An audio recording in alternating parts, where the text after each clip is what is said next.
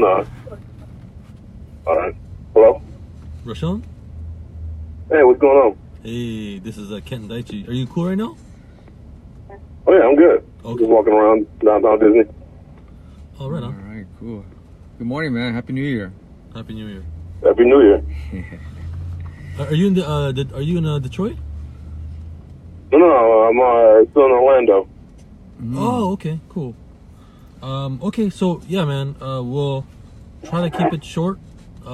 Maybe like 30 minutes, 45 minutes max. Is that cool? Don't put no time on it. Just let it flow. Okay, cool.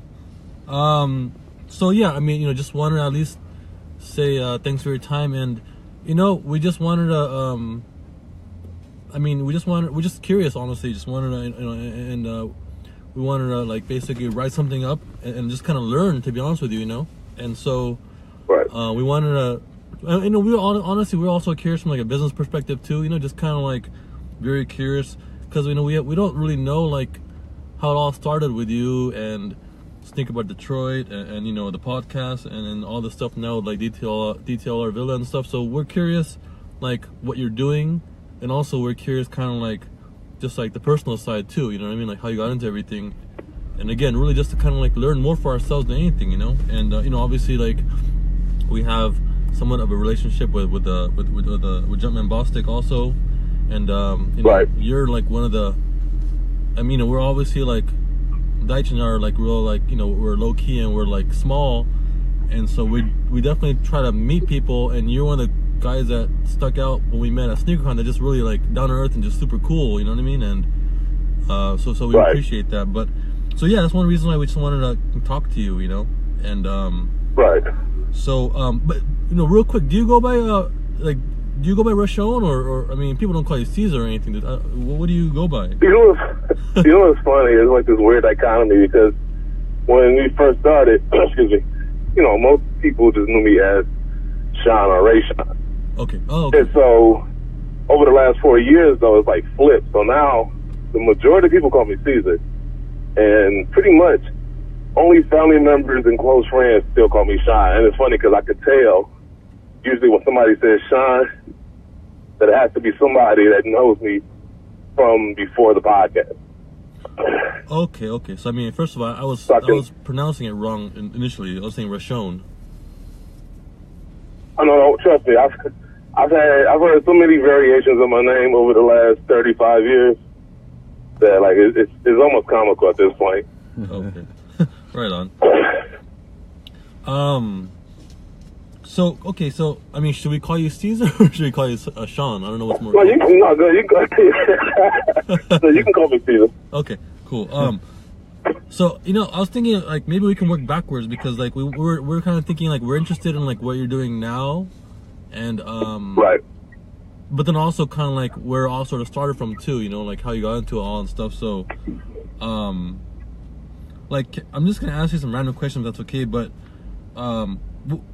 we were always curious, like what is your how is your relationship with like with Sneaker Bar Detroit, I guess, first of all, which we kind of sense as maybe came first before the podcast, but we're just curious how you're associated with Sneaker Bar Detroit and also Sneaker Box podcast, and how all three of them are sort of connected in a sense.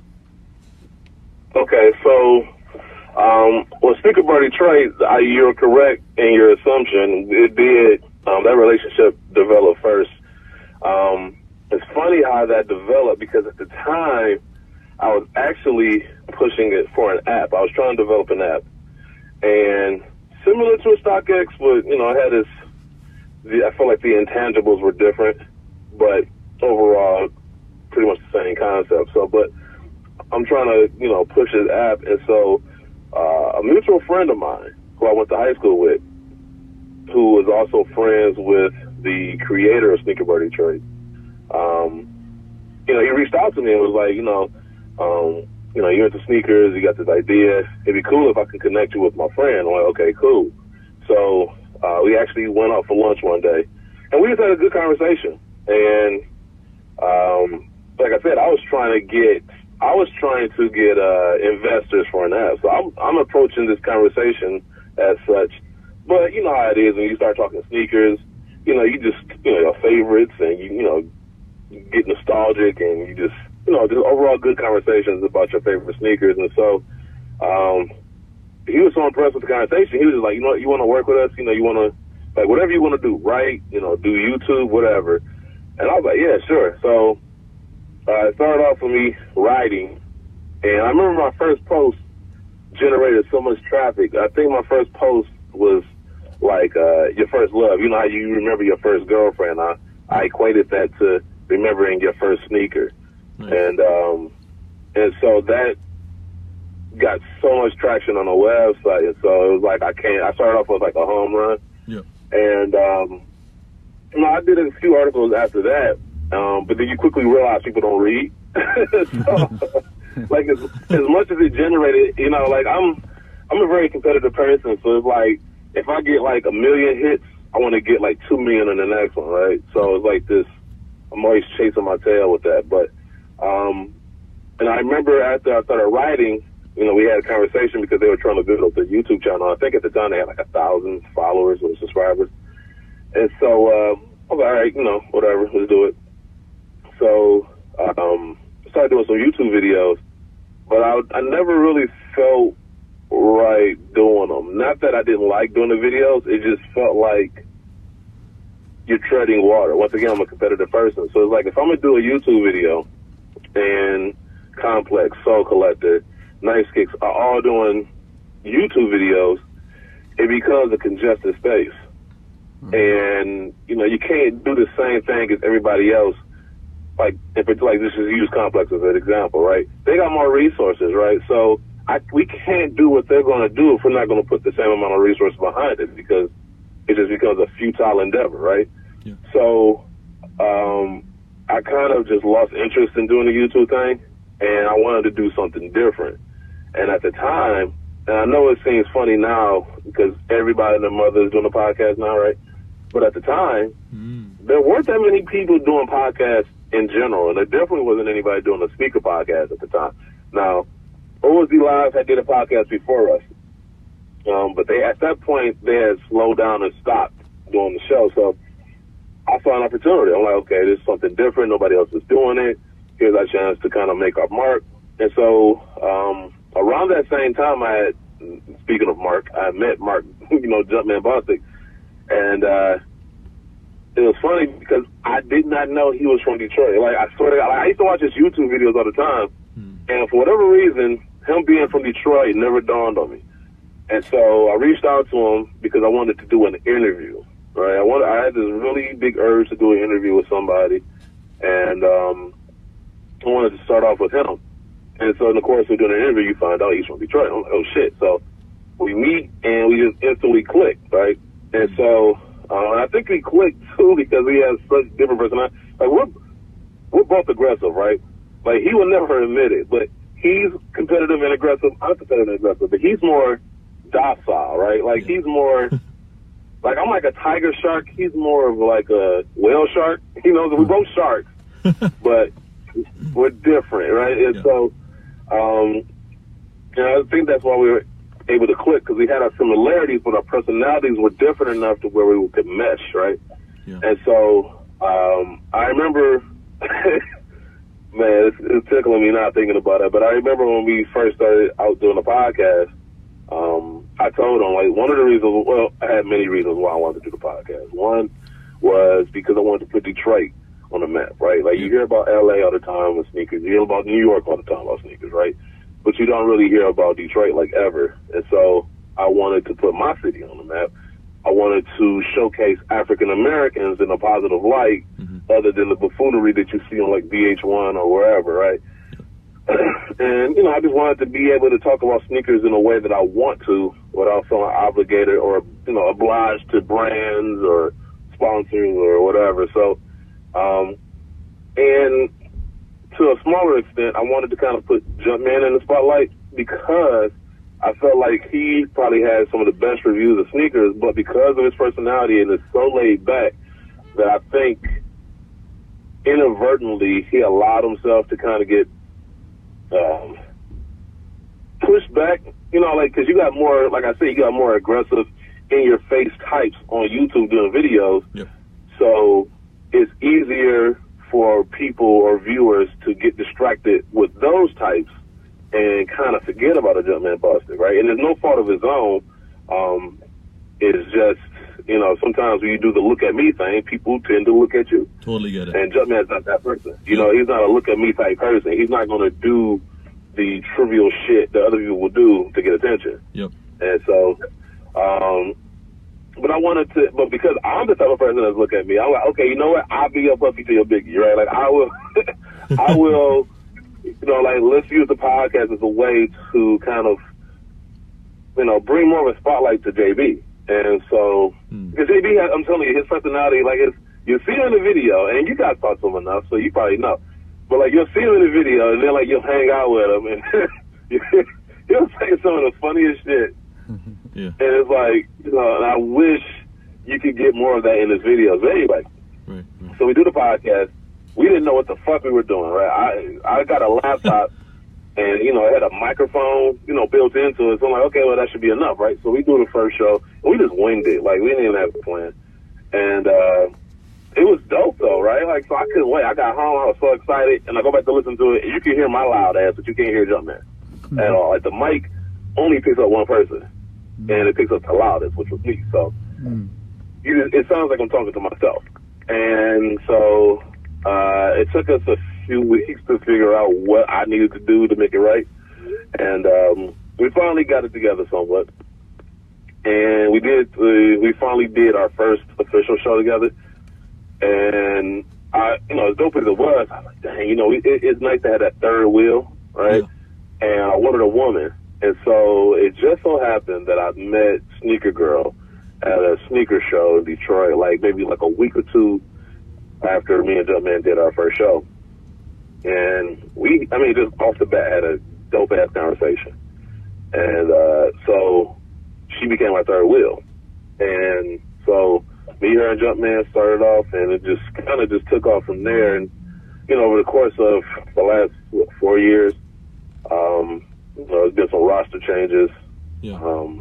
And I've always tried to,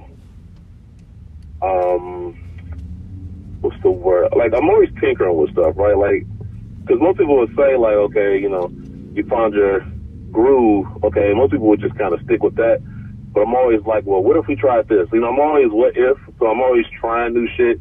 Some subtle, some things, you know, more in your face. And, you know, sometimes it works, sometimes it doesn't, but you don't know until you try it, right? So I'm that type. And it just kind of just took off from there. I mean, it was a slow build, of course. And then I think 2017 was where we really saw a jump. Like, it went from like 7,000 downloads to like 28,000 downloads to like 30 to, and then like a steady climb to 50 to 60. Wow. I think last year we got like 500,000 downloads over on iTunes alone. Wow. And yeah, so I'm you know, it's one of those things where it's just like, damn, you know, you kind of look back at it like, you know, when you're in the thick of it, you don't really, you notice it, but you don't take time to appreciate it. And like, since I've been on vacation, because I had time to like not do anything and just kind of sit back and just think. And yeah, it kind of hit me while I was on vacation. Like, damn, like, you know, because it's not like I set out to get like 500,000 downloads. Of course, you want a lot of downloads, but I never envisioned that number. You know, especially when you talk about sneakers. As big as sneakers are to us, in the grand scheme of things, it's still a niche thing. And so to be able to get that many downloads and to be able to, you know, get the reach that we have and to be able to, you know, talk to people we've been able to talk to, the brands we've been able to talk to, it's sort of a surreal experience. But yeah, and my bad if I'm seeming like I'm just talking forever. No, I have a tendency to do that. That's super impressive, man. Wow. You know, that's funny because this morning, like, I checked, and so is episode 1 the one that says episode 1 on the Sneaker Bar Detroit? Like, it's like November of 2014. That's the actual, because it sounded real natural. It almost sounded like it wasn't the first one.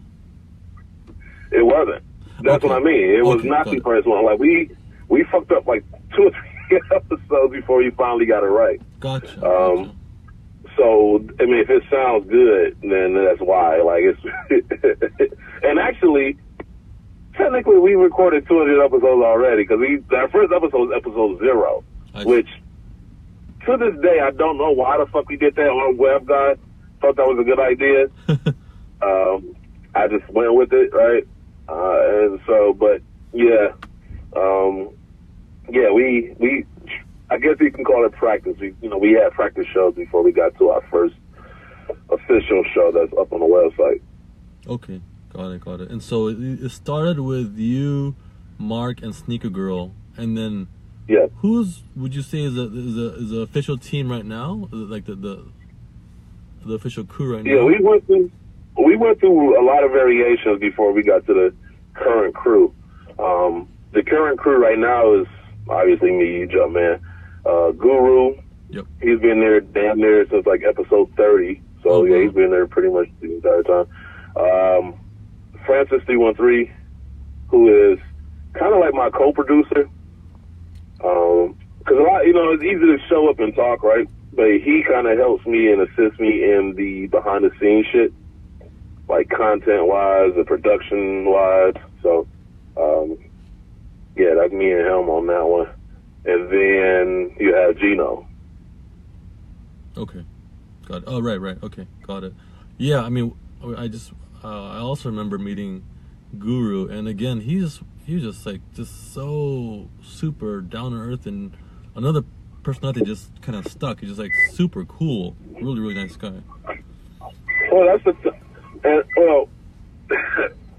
once again, being able to kind of be on vacation has allowed me to think about different things, and I think a lot of that has to do with the fact that we don't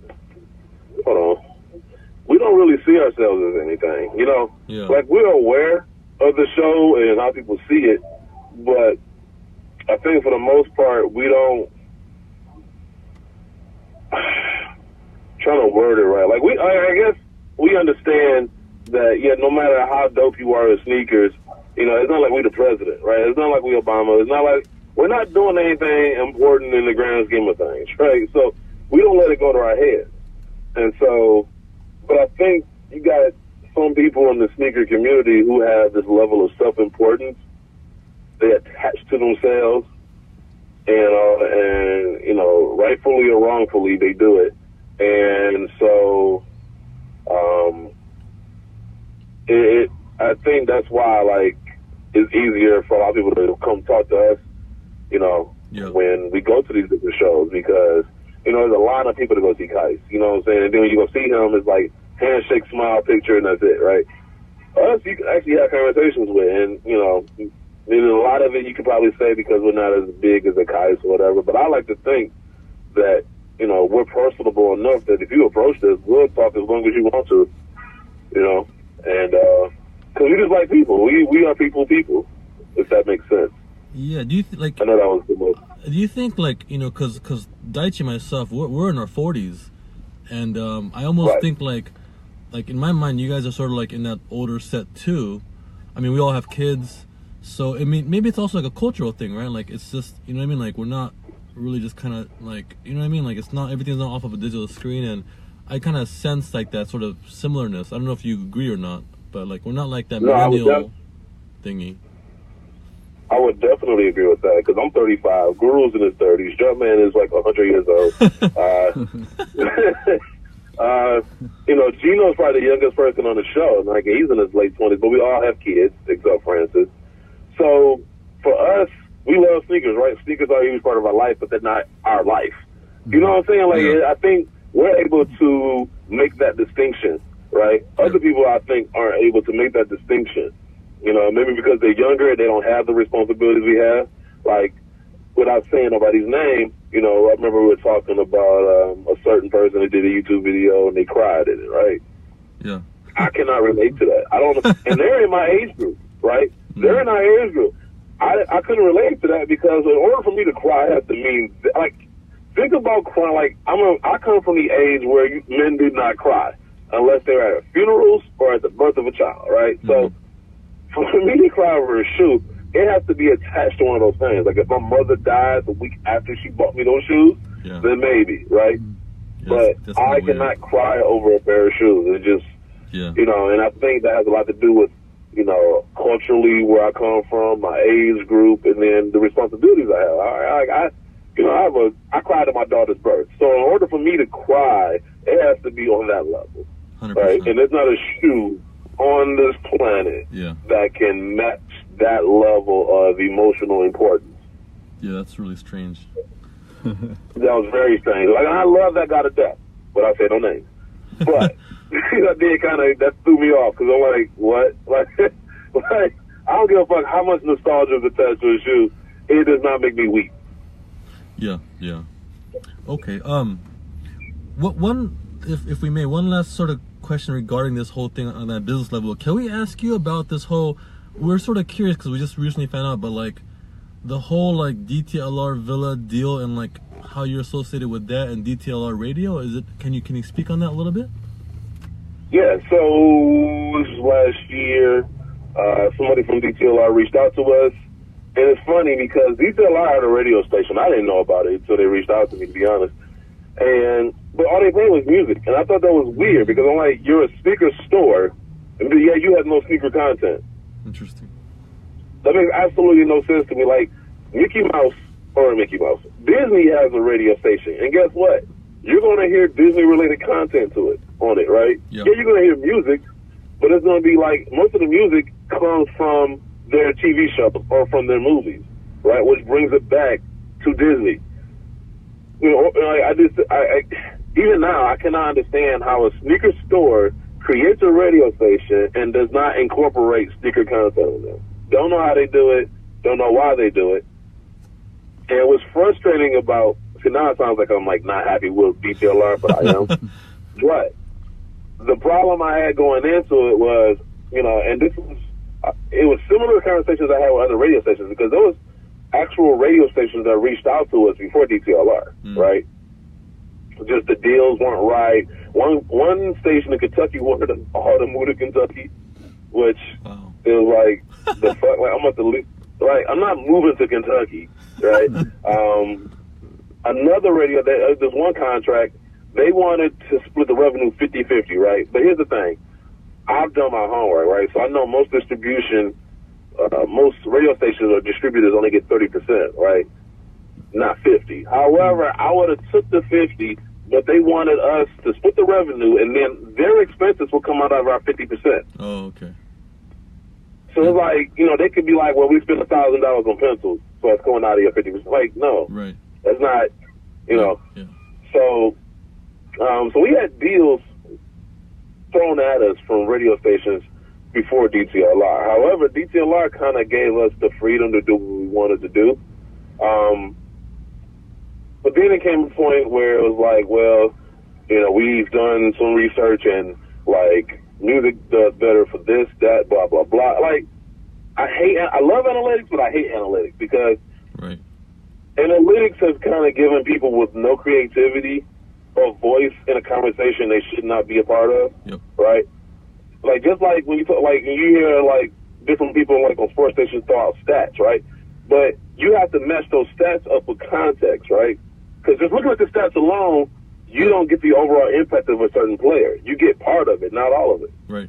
And so the same thing with analytics. Like, you get part of the impact, you know, but you don't get the overall sense of what the show is. And I give you a prime example. One of my inspirations for doing the show was a show that was here in Detroit called Drew and Mike. They were the number one show in Detroit, number one morning show in Detroit for 22 years, right? And so I got to hang out with those guys. I learned a lot from those guys. Matter of fact, I incorporated a lot from that show into our show. And so I remember talking to Drew, who's been one of the main hosts, and he was just telling me when they signed their deal with their radio network, they only wanted them to do music. But he said, like, over time, they would, like, cut out more and more music to the point where they played no music.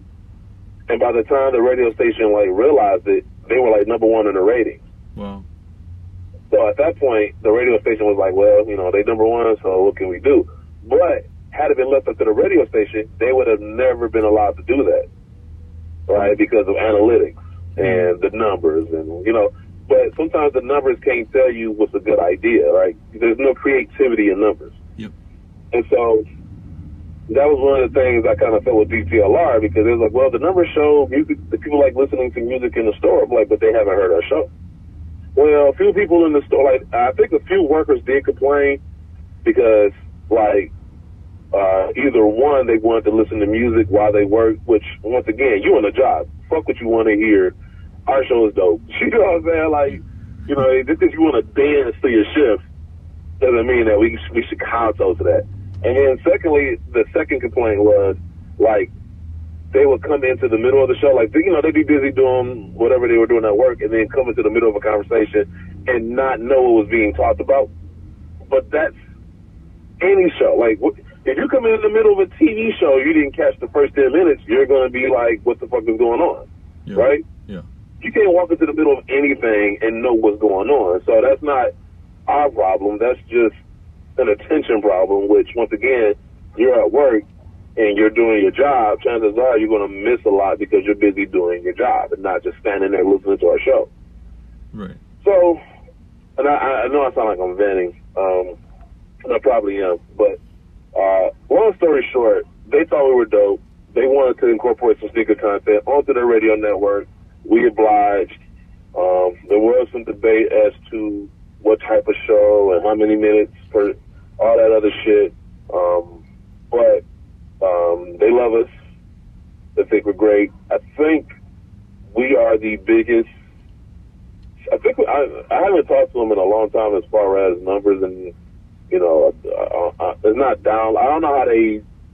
It's not downloads because it's live, so I don't know how they are able to determine what the numbers are. But I remember the last time I talked to them, we were the second biggest spike of the week. The first biggest spike was a show that came on 5 days a week. So of course, they doing a 5 day a week show. We only doing a once a week show. So of course they would get the biggest numbers. But if for us to get the spike that we have when we only have a show that comes on Saturday morning, which was the lowest, that was the lowest spot, mind you. I chose that spot for a reason. One, because it'll look good no matter what numbers we got, because it would be better than what they were getting anyway. And then two, I just thought it was a good time of the week because, most sneaker releases come out Saturday morning. So I just thought it kind of lined up. It was perfect, for that time slot. So we'll see what this year. I know I just rambled my ass off the last 10 minutes, but we're pretty happy with where we are to be one of the first radio shows, one of the first sneaker-based radio shows. I don't think we were the first. I'm pretty sure there was another show before us, but we're one of the first. And so,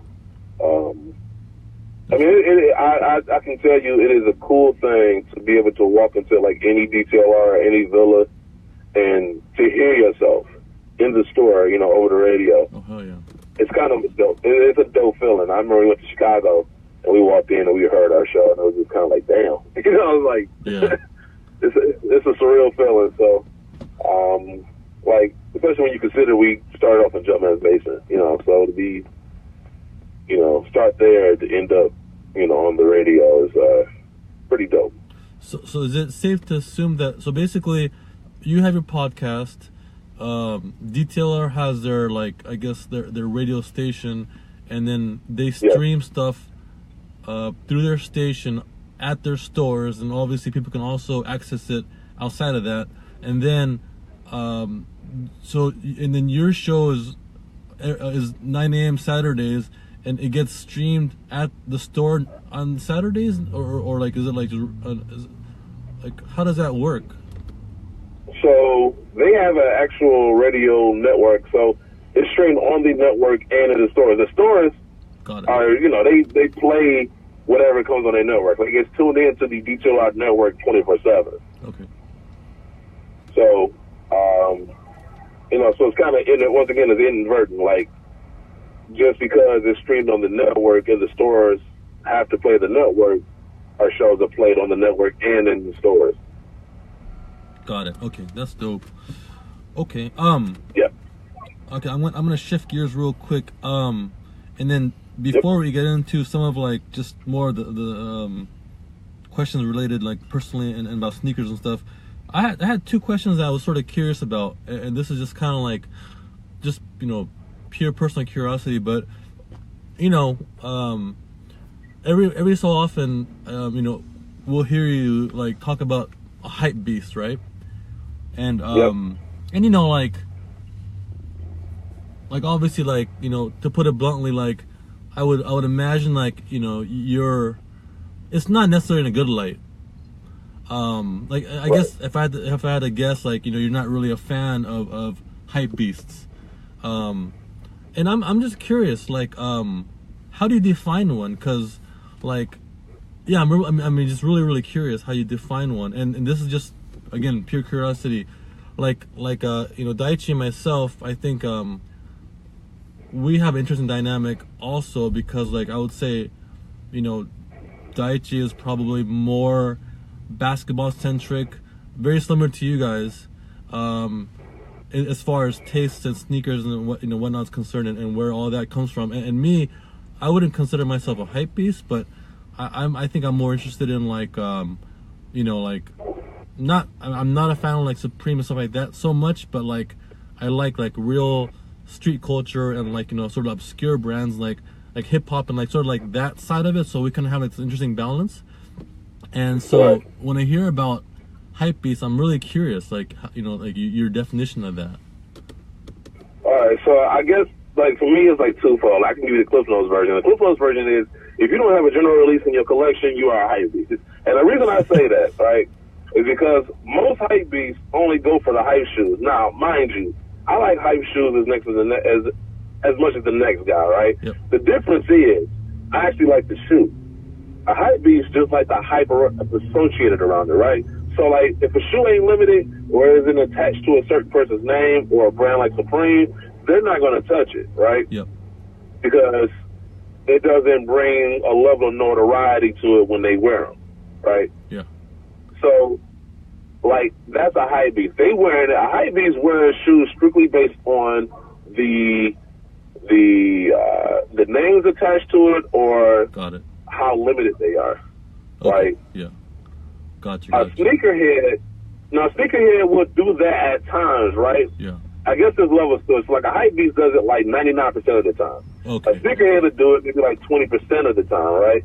But they actually like the shoe. So like you could take away the name, you could take away the how limited it was, they will still like the shoe. And that's why I say if you don't have a general release, you're probably a hype beast, because most sneakerheads that love sneakers, they don't care about the numbers, they don't care about anything else but the fact that they like that shoe. Right? Yep. And so this is why I get mad when people say, "Oh, there's too many pairs made." Well, if you was able to get, if you really like that shoe, you could care less who has them. Yeah. Right? Like I've never thought about who else has these shoes.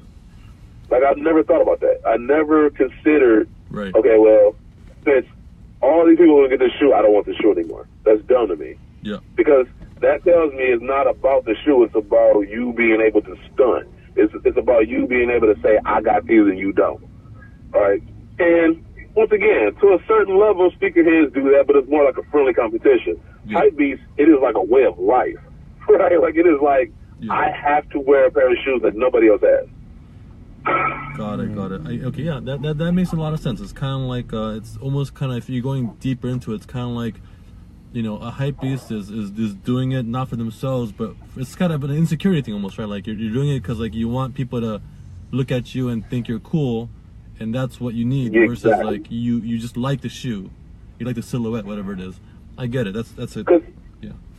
A cool person can make anything look cool, right? Yeah.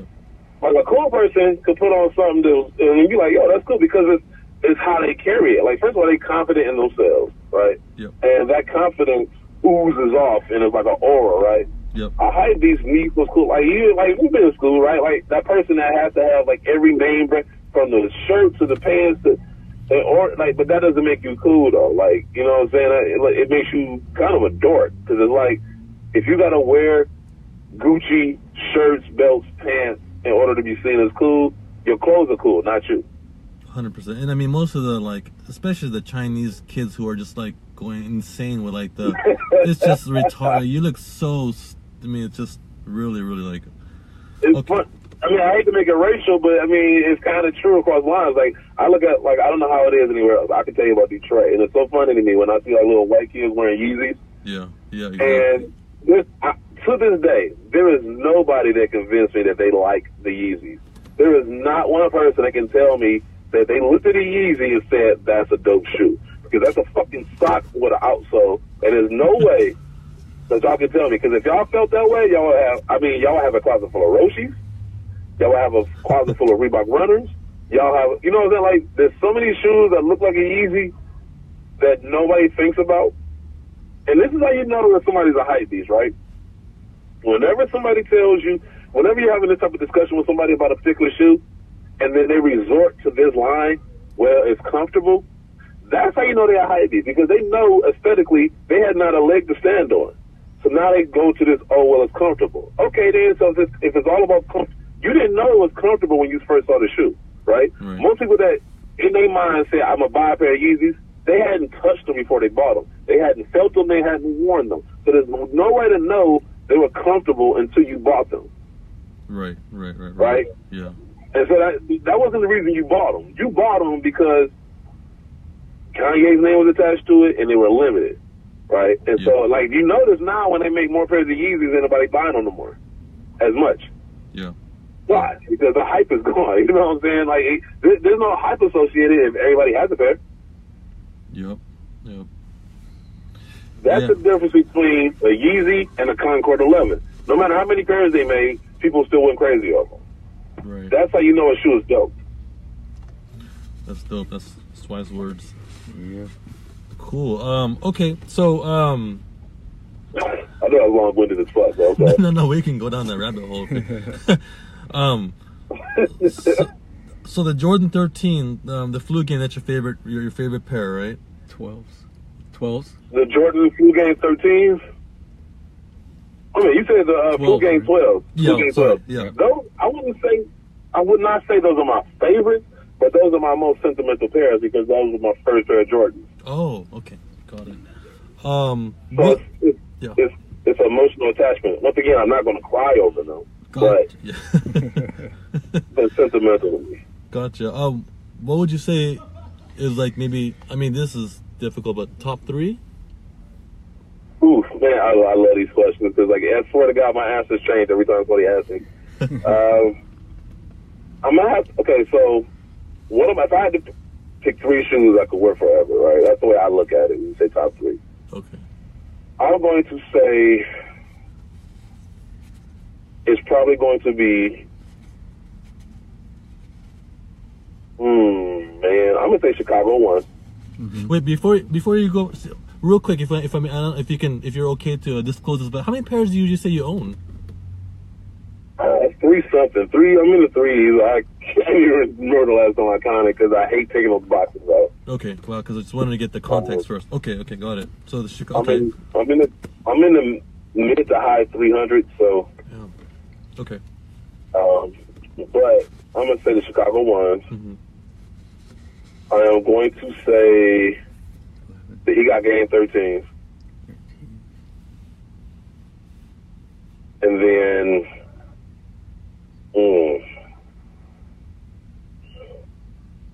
see, this is why it gets hard because I want to say the Black Cement 3s, but at the same time, what really got me into sneakers was watching Will Smith on Fresh Prince of Bel-Air and those 5s.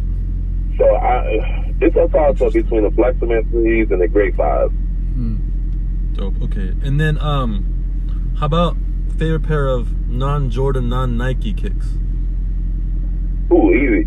Reebok questions. Without a doubt. It's probably one of my, that'd be your answer. Yeah. Probably one of my all-time favorites. I'm mad that the answer 1s didn't come on my size. I think they went up to a size 14. Those sons of bitches that Reebok don't love me. Outside of that, like you said, not a Jordan or not a Nike. Yeah. Definitely the Reebok questions. You know what? I have to say, I like the. Now, does it have to be a shoe that I bought, or can it just be a shoe I like? Let's do both. Okay, so shoes I've actually been able to buy or can buy, I would say the Reebok Questions. Damn, that's pretty much. I'm trying to think of other non-Nike. I mean, I got some Adidas, but it's like so far in between. I would have to say the Reebok Questions are probably outside of Nike and Jordan. They'd probably be my all-time second favorite. I would like honestly, it wasn't until I started doing the show and it kind of forced me to do research on shoes and whatnot. A6 Jet Light 3s. Oh wow, no kidding.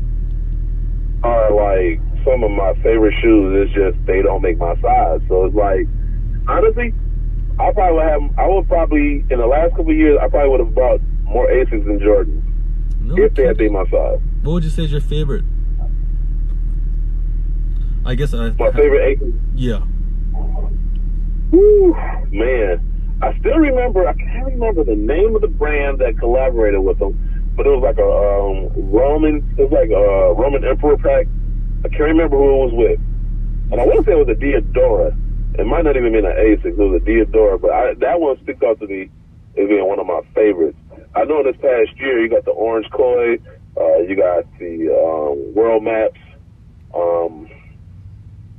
Oh man, it's not one. They did a collaboration with somebody. Damn, I can't remember who it was with. I want to say it was somebody from Wu-Tang. Interesting. But yeah, they man, it's just a lot. Like, I can picture them, but I cannot think of the name. Right. But I can just tell you that a lot. Like I am an advocate for ASIC Jet Light 3s. Oh wow. Like I just love those shoes. But I get mad because it's like I could never buy any of those shoes. And then, you know, like when we do our Fab Five on the show, I'm always throwing it out there. Like if you notice, I'm always trying to throw out an ASICs. But now that, like if you go back and actually listen to the show, like initially I did the Fab Five list, right? Yeah. But then everybody started bitching, so I left it up to a vote. So now you'll most likely see Jordans and, you know, LeBrons, you know, because you leave it up to the public, they're going to go with the most hyped up shoe. But that doesn't mean you're the best shoe. Right. You know, you can be hyped up. Like Vanilla Ice was hyped up, but he wasn't the best rapper. Yeah. You know? Yeah. So, yeah, but A6 Jet Light 3s will probably be my favorite shoe, but I just, until they make a size 15, I just got to live vicariously through other people. Got it. Dope. Okay, I think that's pretty much everything, man. That was really cool. Yeah, on a quick side note, just, you know, we gotta ask because we're curious, but are you guys still working with Crep? So I don't know if you can tell by I laugh, but all right. So so here's the thing, and this is kind of an exclusive. I don't know what the fuck is going on. I just know so I got a call from my neighbor who said, because I told, you know, we went on a 2-week vacation, so my neighbor was kind of keeping a lookout if I got any mysterious packages, because these, like, especially with Nike, right? Like, they'll just send me shit. Like, I don't even know I'm getting anything. This shit shows up, right, at my door. So I just, you know, tell my neighbor keep an eye out, you know, in case they see something again. So I was told that, what's the box? It didn't say Crep, but it says Art of Protection, which is Crep's tagline, right? Yeah. And it says like this big, huge box. So I'm like, I don't know what the fuck is in there, right? I don't know. I haven't gotten any emails. I haven't talked to Crep or anybody from Crep since early this year, early 2018. No, I'm sorry, not early 2000. You know what? August-ish. Somewhere around that time, and it was frustrating for me because when we first signed with Crep, it was supposed to be for a 1-year deal for X amount of money, right? Mm-hmm. This was in February 2016. By August of 2016, they were so impressed with what we were doing that they signed us to an extension for more money to go to SneakerCon. And it's supposed to be a 5-year deal. So it went from 1 year to 5, right? Yeah. This is 2016, which meant the deal didn't end until 2021. Mm-hmm. So everything is going along just fine until they signed DJ Khaled. They signed DJ Khaled, and it went from us being family to who this. And it was just like, I mean, it was that dramatic of a change, and it was just like, what the fuck? And then, you know, as time goes on and I talk to more people, it seems like they overpaid. Like, so they paid DJ Khaled, I don't know the exact numbers, but I heard millions, right? So they signed him to millions, thinking that, you know, well, DJ Khaled's going to do some posts on Instagram. We're going to just sell 1 billion cans of crap, right? It didn't happen. So now, since they've, you know, I guess, committed themselves to DJ Khaled, now they got to cut costs elsewhere. Right. So now all of a sudden, we're no longer family. Like, okay, well, fuck y'all, we got DJ Khaled, we don't need y'all, right? And I'm not going to say we made crap, but we were part of that grassroots team. Yep. Because if you remember, there were a lot of smaller individuals such as ourselves that were promoting crap, and I think that's what gave it credibility, right? Because it's one thing if DJ Khaled says buy crap, right? But you know, it doesn't have that same effect as somebody that you can actually talk to, or somebody that you know, or that you could run into, like me or Jody Rockstar or whoever else, you know, that on that level. So I think, I mean, I don't know if anybody's still paying attention, but if you're looking at cachet from like a year ago or 2 years ago and where they are now, like Freshener actually, I think, leapfrogs them, because Freshener still has those types of people promoting them. And Crep, you know, they thought, okay, we're going to just pay a lot of celebrities to promote our shit.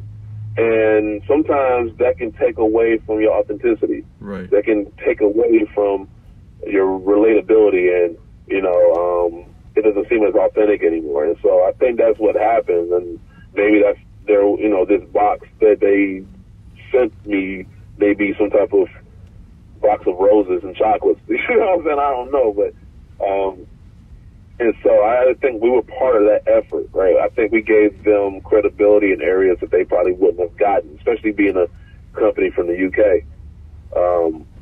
And so, like, you know, and it was fucked up because I remember I didn't talk to a rep. I talked straight to the owners. Wow. There's 3 owners. There's Riz, Noman, and Imran. Now, when we first signed the deal, I talked to Imran. But then Imran got, you know, he started doing other things. And so Noman kind of took over, I guess, the North American side of things. And so I dealt with him. Now, Imran was more personable, right? Noman was just business, strictly business. He was cool at first, but then over time, he became more and more of an asshole. And I'm from Detroit, so I don't really tote to that shit. So me and him had a few knockout, drag-out fights in person and over the phone. And so, but even still, it was like, you know, I still got an email from like this March of 2018, like, look what you guys are doing with family, blah, blah, blah. And then, you know, it was like, well, why aren't you on television yet? It was like, oh, because it's so easy getting on television, right? Like, you just want to get on television and just like that, snap your fingers, right? Which, by the way, is going to be a thing starting this year, because me and Jumpman did a few segments on the news the end of 2018. Yeah. And I think the last time we were on the news, they got like over 2 million hits. Wow. And so they want to do a weekly segment, like every Friday, to talk about that weekend sneaker releases. That's dope. So it's just funny to me that, like, Crep invested like 2 or 3 years into us, and then right before the payoff, right, they decide to like cut ties. And so it's like, all right, well, we're gonna like right when we about to actually be on TV on a weekly basis. Like, 'cause think about it, like, if you Crep, how dope would it be if we're on the news every Friday talking about the sneaker releases, and there's a can of Crep right there, you know, and I'm telling people, like, you know, if you're gonna buy these shoes, you know, obviously protect your shoes with, you know, some Crep Protect or whatever, but, you know, I'm not, because they decide to be assholes, so I'm gonna be an asshole with them. Interesting. Wow. Yeah, so, I mean, I and this, and real quick, I don't want to take up too much of your time, but to me, that's my growth, right? Because if this happened a our first and second year, I'm taking at least 30 minutes out of the show to go off. Like I'm like, yeah, fuck crap and fuck that as a staff, record label, as a motherfucking crew, right? But like now it's just kind of like, you know what? Like I talk shit amongst the people on the show, or even like in this interview with you. But now, I guess call it professionalism, call it what you want to. I kind of got the short and sweet. I let everybody know that we're no longer working with crap, but I didn't go in like I normally would. And I guess that's professionalism there. Because I'm thinking about it like, long term, that might scare off another sponsor, because when things go south, I'm not going to go off on them too. So I'm like, you know what, let me keep it short and sweet, say what I need to say, and then move on. And that's what I did. And then also too, you don't burn bridges. Right. And, because you never know. And so, like I said, I don't know what's in this box of, first of all, I don't even know if it's some crap. It could just be somebody had an old box of Crep Protect and they put some shoes in there to send me. I don't know.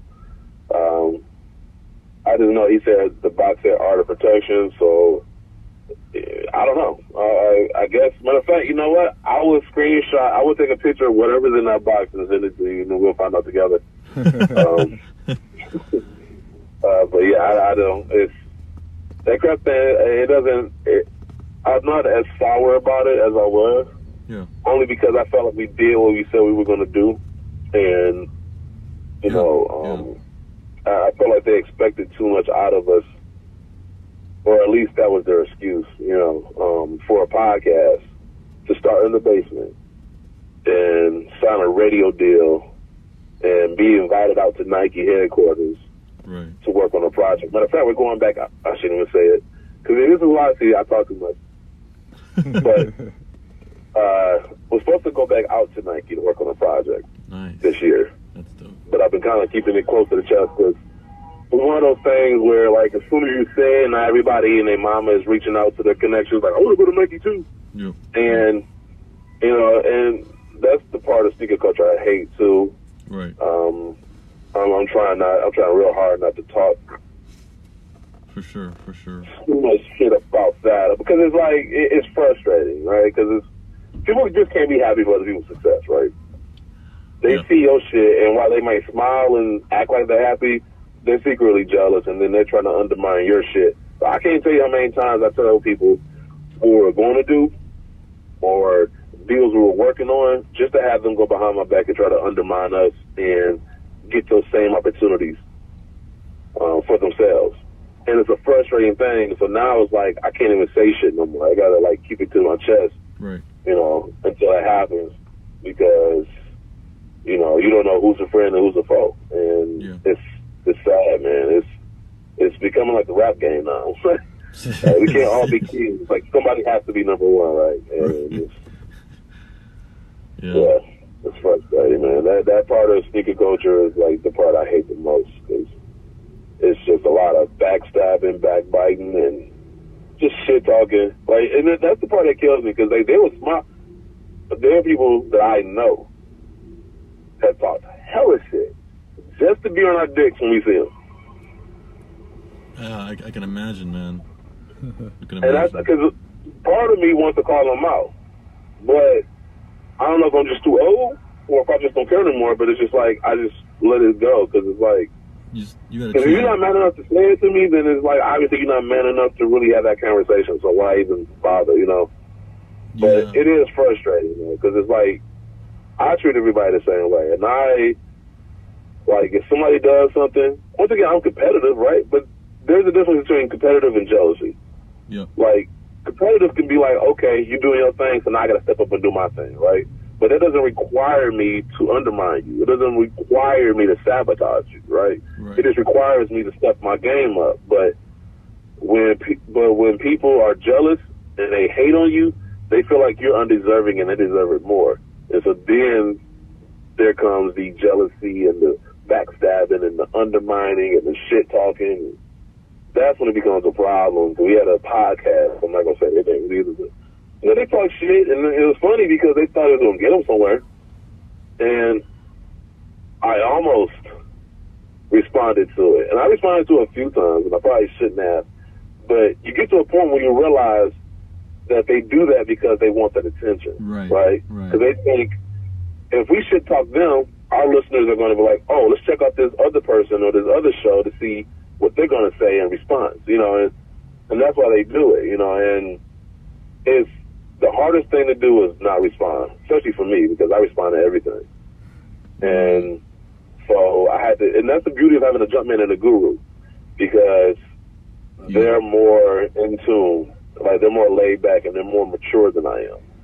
And so they can tell me, like, yo, see, just let that slide. It's hard, but because I trust them, I'm like, you know what? I'm gonna let it slide because I trust them and their judgment. And it's worked to our benefit, because if you look at it, like, once again, I know it's gonna sound like I'm bragging, but if you look at any other show and you look at what we're doing, there's nobody close to doing what we're doing. Yep. And I think that's the long and thick of it. You know, we've had opportunities to fly to different cities. I went to London to talk, you know, to do my show. Wow, that's dope. Hey, there's no way you're gonna top that. You know what I'm saying? Like, that's dope. and you know, we worked with Dick's Sporting Goods. They had us come to Chicago to do a show at one of their stores, and you know, DTLR. And we got invited out to Nike headquarters. They flew us out there, and yada yada yada. So, you know, I guess that's what gives me perspective. You know, it's like, okay, I'm not about to risk losing my opportunities to, like, you know, get into these tit-for-tat bullshit ass arguments with people. Like, I got something to say, but I'm gonna, you know, keep it to myself until the right time, and then I guess when my tell-off book, when I'm 60 years old, comes out, then I'll be able to kind of go off on all the stuff I want to go off on. But once again, I'm going on a tangent. I'm sorry. I apologize for that. No, yeah, I mean, like you said, you know, as you grow with the success, you gotta choose your battles wisely, for sure, man. Yeah, hardest part is not responding. Yeah, I can promise you that, like, because you know, sometimes people fall into that shit, especially like the listeners or your followers, they fall into that. Oh, somebody talks shit, you gotta respond. No, you don't. You know, people want to see a war, right? People want to see a nice fight. Rap beef. But yep. But they don't care about what happens after that. They just want to see a fight. They want to be entertained. You know, it's like Gladiator. Like, are you not entertained? Like, you know, is this what y'all came for? But, you know, but I mean, in the long run, I didn't respond to these certain individuals, and what happened? Nothing. Well, we got opportunities they didn't.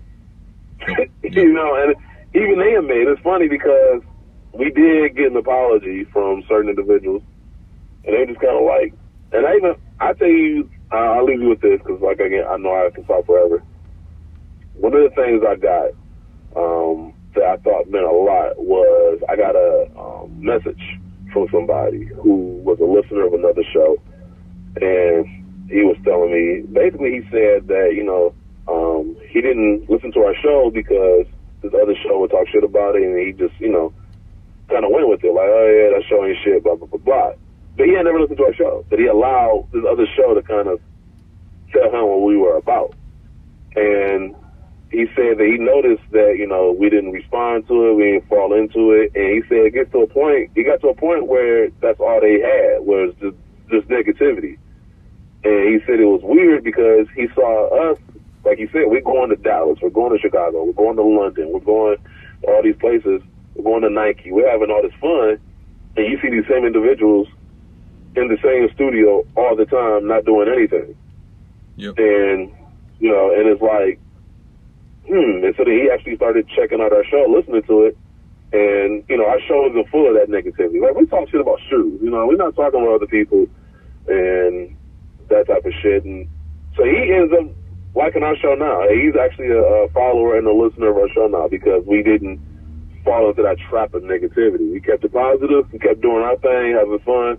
And after a while, you know what I'm saying, that wins out. For sure. Nice. But like I said, I know I could talk forever, so that was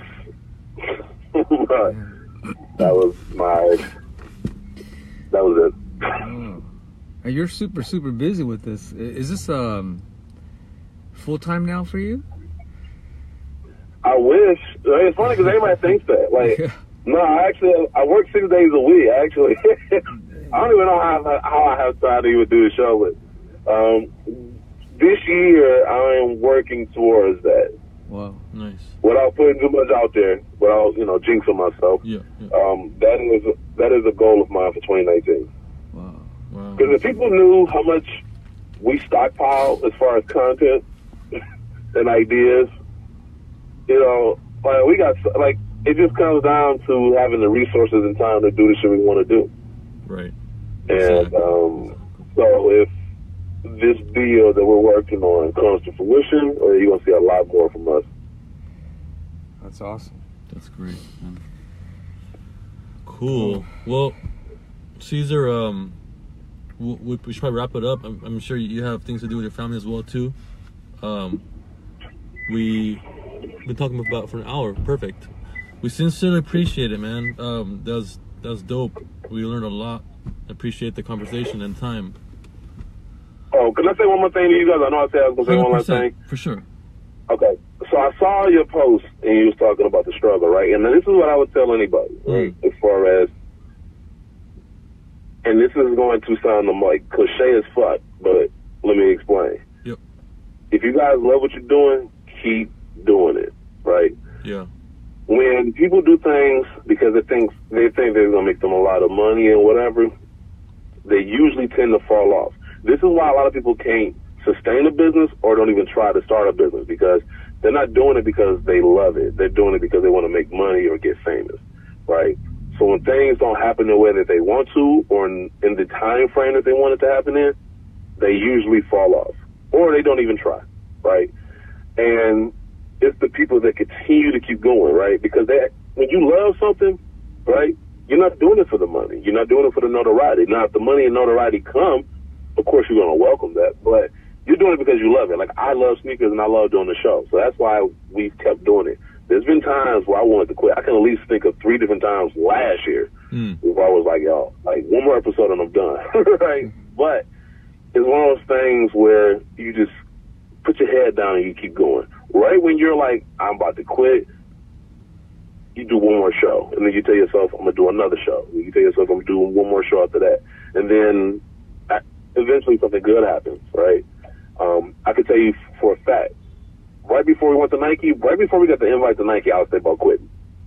Interesting. So I was just tired. And maybe a week or two after like having that conversation with Jumpman, I get an invite to Nike.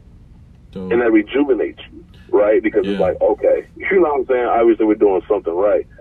And so I would just tell you or anybody else, man, like, if y'all love what y'all doing, keep doing it. Right when it gets the hardest, that is at any other point in time is where you should put the most work in.